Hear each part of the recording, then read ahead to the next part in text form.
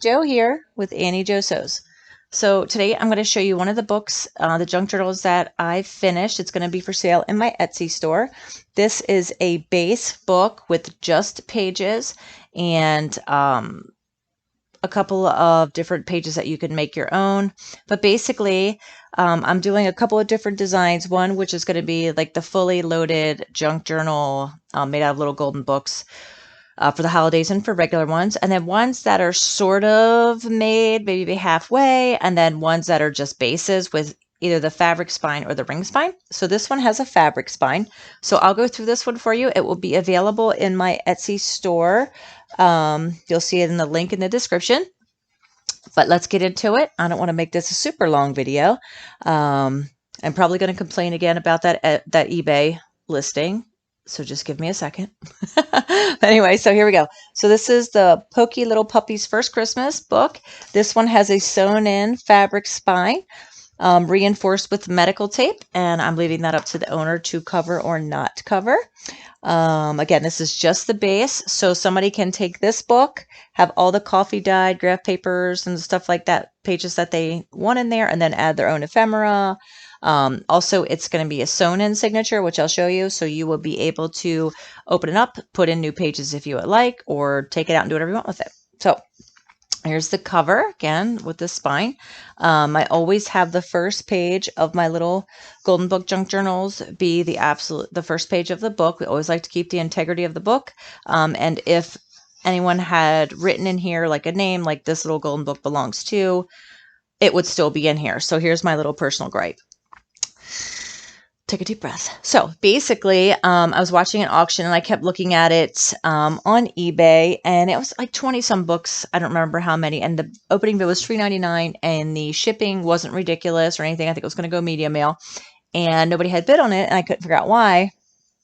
And up in the very part, like you have the listing title, description, whether it says good, bad, or condition rather, good, new, used, whatever, that had description. Well, up here in the part where it says condition, it had used and said all names have been whited out, and I was like, oh my goodness. So that's why the books hadn't sold. I don't even know if they've sold to this day.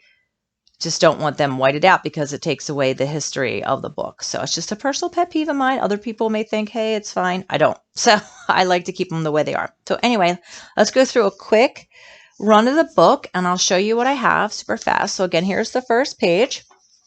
And then I have coffee dyed paper, and these turned out super nice. I've got a new technique of doing the coffee dyed paper, and I think I'm going to do a video on that. We just moved into a new, I got my own little room to craft in, so I've been busy trying to put that together in addition to doing crafts and sewing and stuff. So I'm trying to get ready for the holidays. Looks like we will be attending at least one craft fair this year in Hugo, Minnesota. Let's cross our fingers. Anyway, so here's the first page.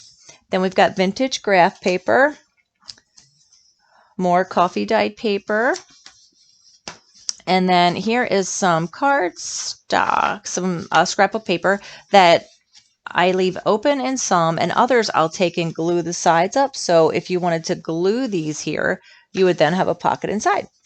So sometimes they're the same sheet, sometimes they are different sheets. It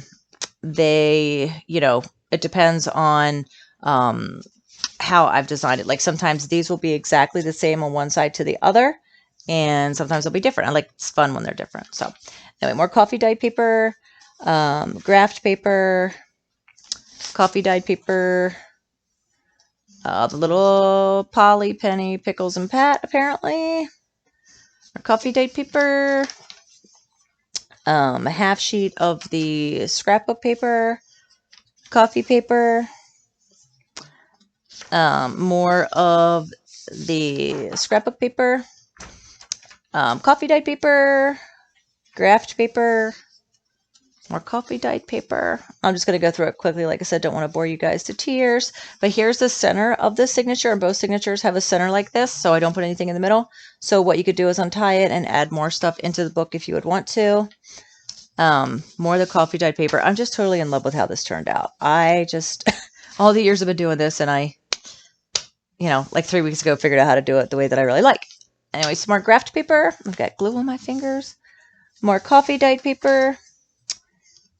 some scrapbook paper, some more coffee dye paper. And I don't know how many sheets are in it, and I'll just flip through it while I'm yakking here. I'm not sure how many sheets are in here. I'll list that in the Etsy listing, and let you know how many are in here back and front. But you can see the kind of condition that it's in. There's no ephemera, there's no fancy anything, no pockets other than if you want to make your own pockets out of the pages that are here. So I left this pretty much, it's going to be just a base for someone to take and do whatever you'd like with. So, and down the middle here, you've got about an inch. And sometimes I put jewels in here. Sometimes I'll decorate it. You could actually take the signatures out if you want it and do something in there. So I'm leaving that blank too. Then here's the other signature, second part of the book. And again, the story goes completely through for you. So you could read that if you wanted to just skip these pages, you could just skip it and read the book.